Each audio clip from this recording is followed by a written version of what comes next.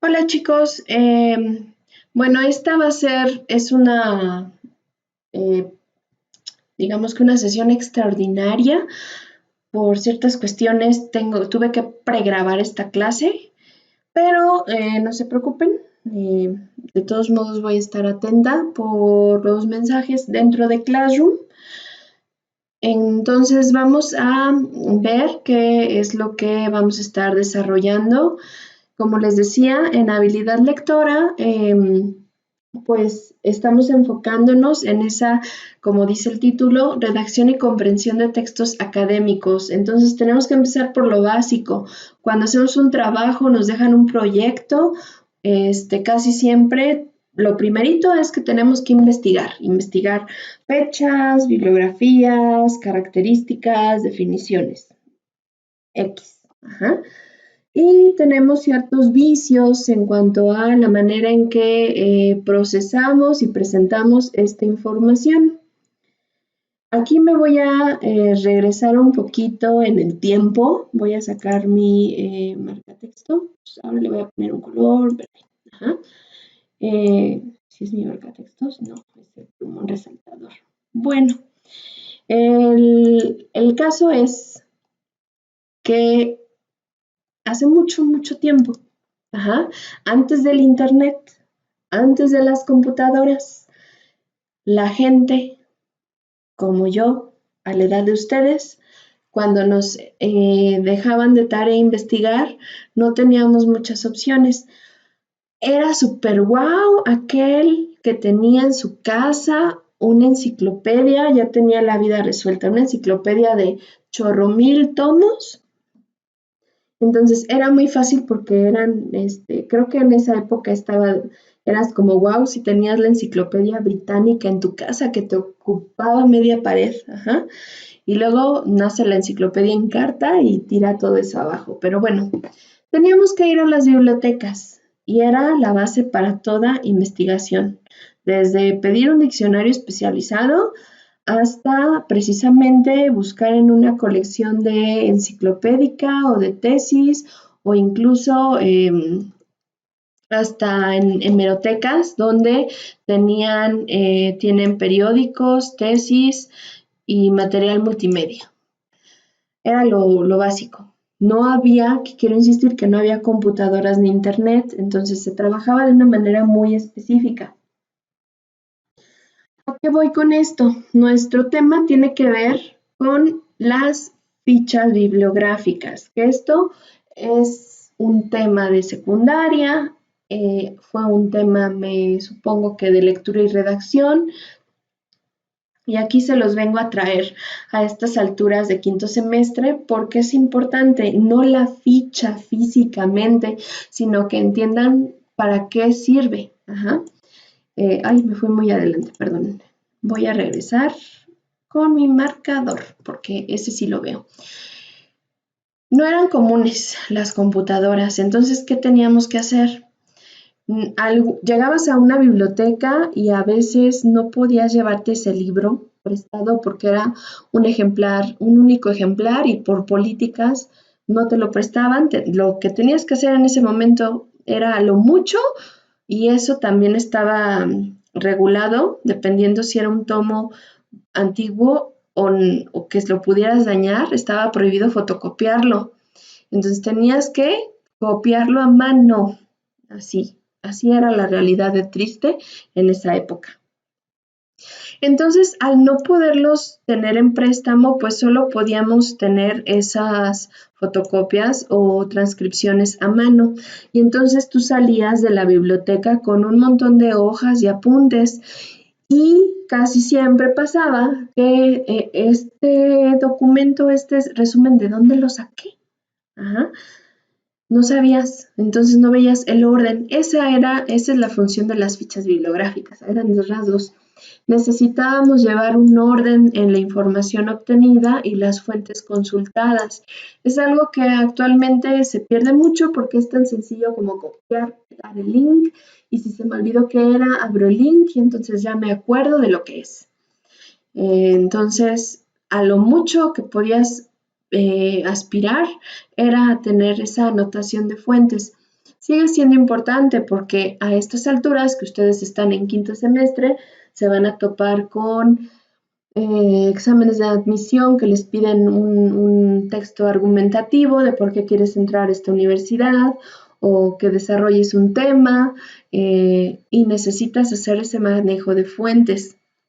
En la prehistoria pura de la que yo les hablo, no existía ese copiar-pegar, todo era mano o fotocopias y posteriormente, pues ni computadora, tenías que mecanografiar en máquina de escribir. Poco a poco todo esto ha ido mejorando, existen los procesadores de textos, entonces todo este proceso que les acabo de narrar lo hacemos en tu mismo celular o lo hacemos en Word, ¿sí? Ese almacenamiento y ordenamiento de información es más eficiente. Pero ¿qué pasa? Entonces empezamos a consultar muchísimas fuentes sobre un mismo concepto y agarramos y amasamos algo, ojalá, pero solamente copio, pego, copio, pego. Ajá. No estás haciendo una transcripción, no estás haciendo una redacción ni un orden de ideas.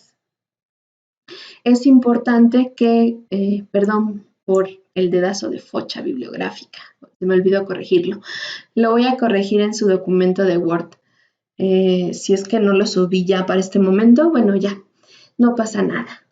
Debemos de entender, y eso yo creo que ustedes lo experimentaron en la materia de metodología de la investigación y lo van a estar experimentando en las siguientes materias de metodología de la investigación cuando entren a la universidad.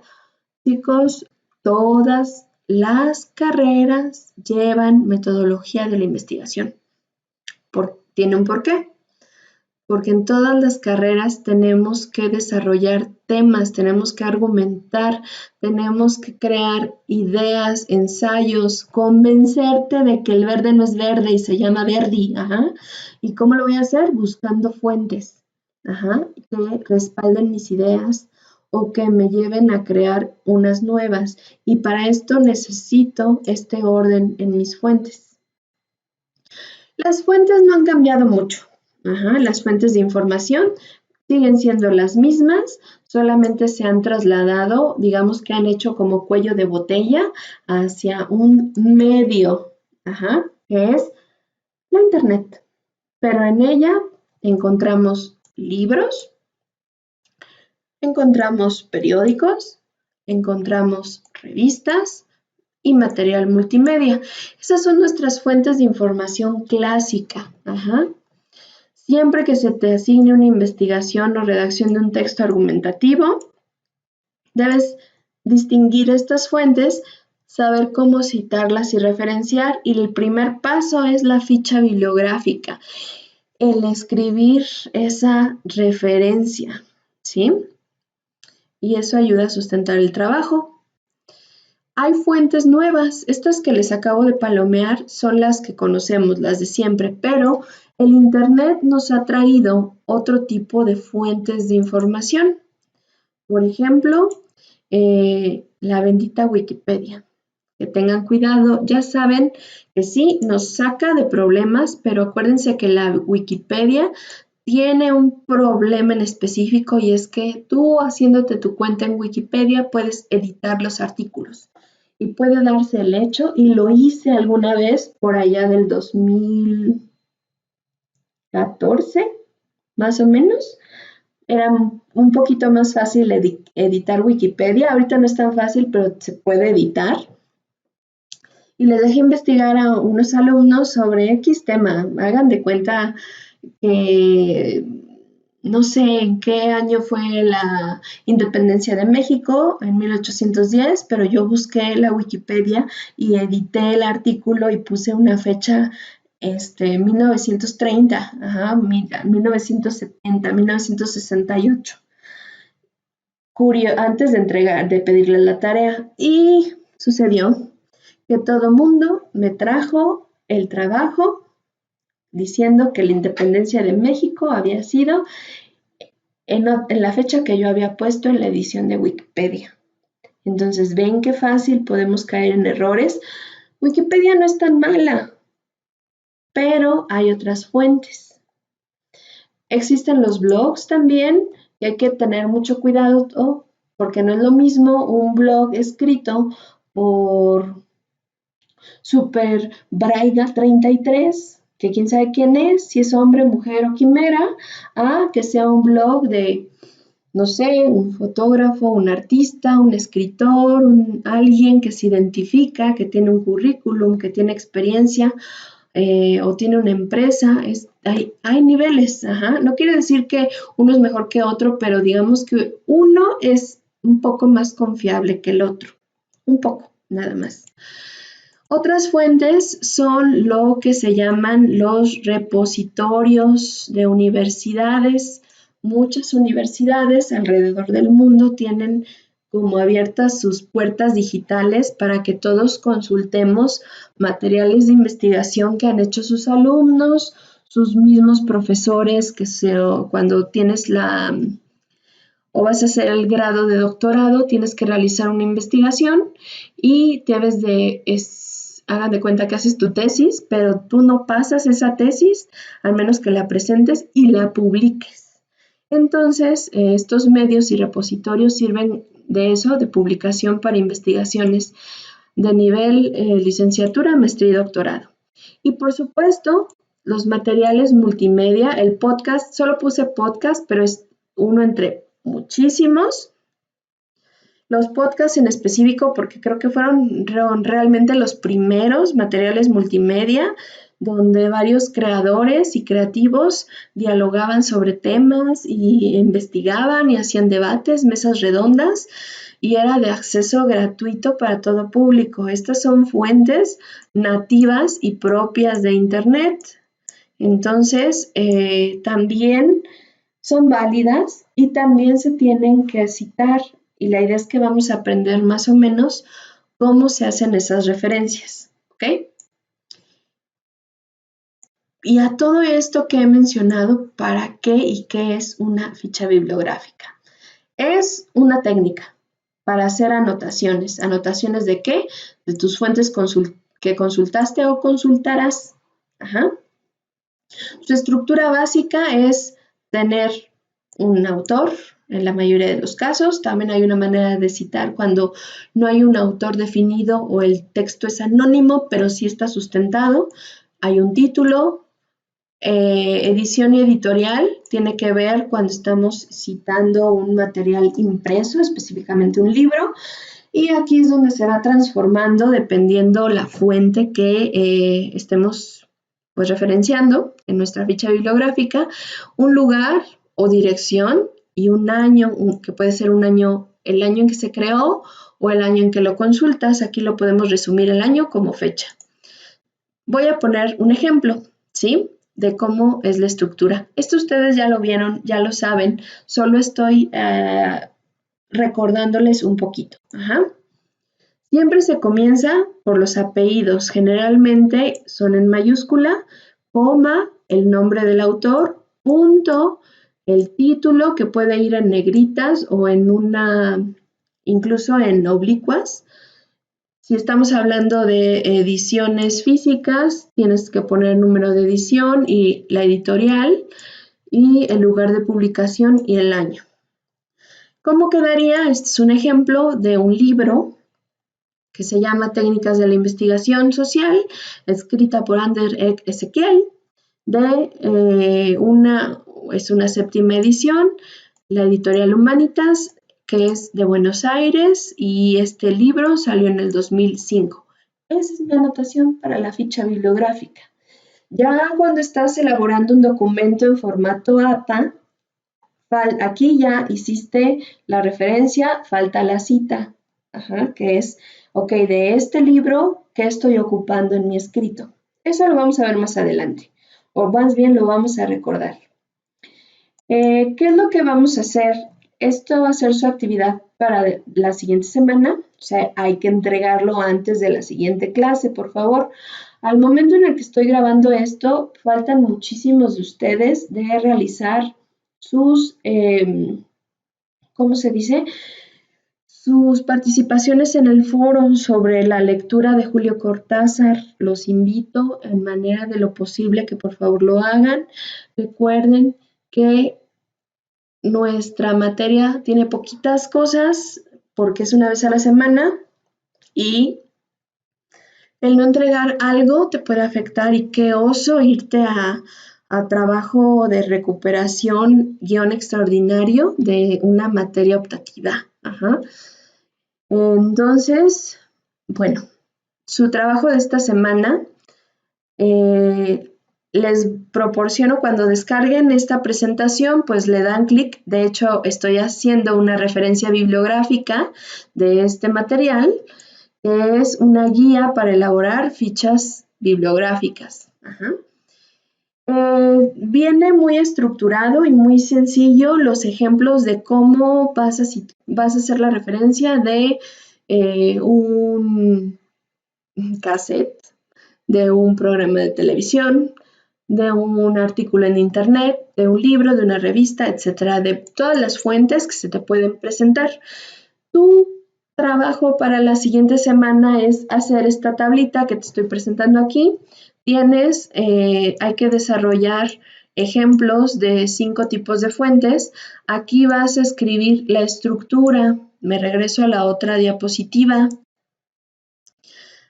que es, que es esto que estoy seleccionando aquí es el ejemplo de estructura y este es el ejemplo de cómo quedaría esa estructura. Pues exactamente esto es lo que tú tienes que desarrollar en esta tabla. ¿Cómo quedaría la estructura? ¿Cómo va el nombre? ¿Cómo va el título? ¿Cómo van otros datos?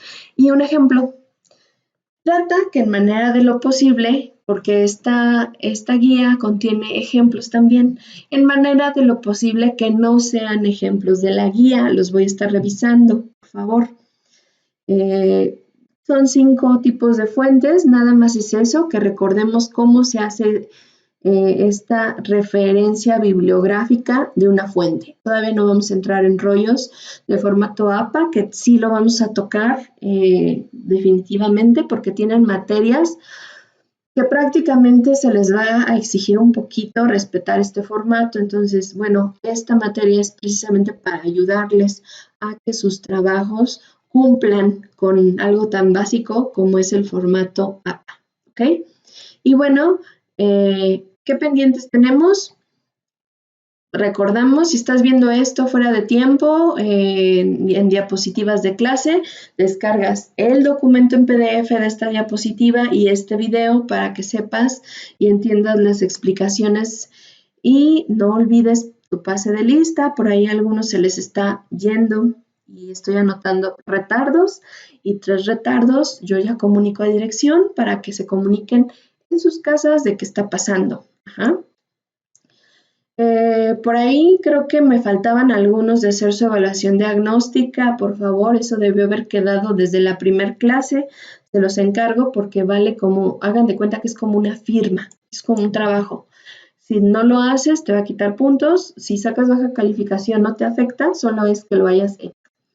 Y les sugiero que descarguen la aplicación de Classroom en sus dispositivos porque ahí les llegan todos los avisos que puedan tener sobre los materiales de clase y comunicación o mensajes conmigo.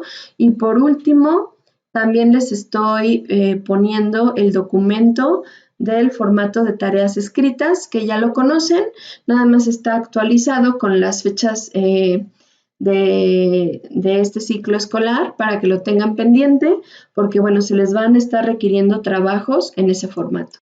Y bueno, esto sería todo. Muchísimas gracias y estamos en contacto. Cuídense mucho, por favor.